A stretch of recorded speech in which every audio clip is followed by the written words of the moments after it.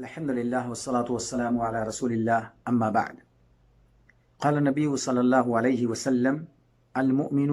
مرآة المؤمن ایک مومن اپنے دوسرے بھائی کے لیے آئینہ ہے۔ مثال بہت ہی بلیغ ہے، یعنی جس طریقے سے ہم آئینے کے سامنے جب کھڑے ہوتے ہیں تو آئینہ ہمیں سر سے پیر تک یہ بیان کر دیتا ہے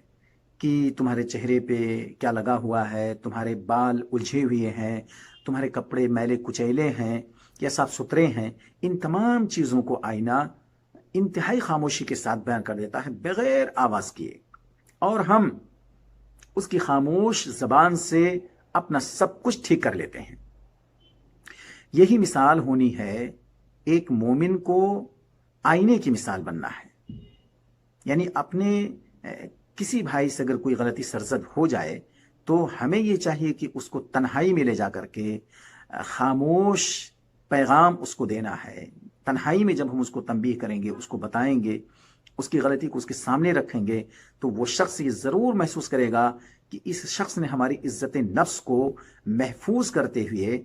ہمارے سامنے ہماری غلطی کو تنہائی میں بیان کیا ہے، اور اس کا اچھا اثر اس کے اوپر جائے گا، اس کو بہت ہی یہ بہترین میسج جائے گا، اور اسے غلطی سدھارنے کا موقع بھی ملے گا، اور اس کا چانس زیادہ رہے گا، برخلاف اس کے کہ اگر اس کی غلطی کو ہم سر بازار عام کریں، اس کو سر بازار ہم نصیحت کرنا شروع کر دیں،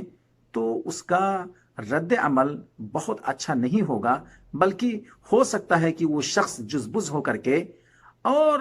غلطیوں میں آگے نکل جائے۔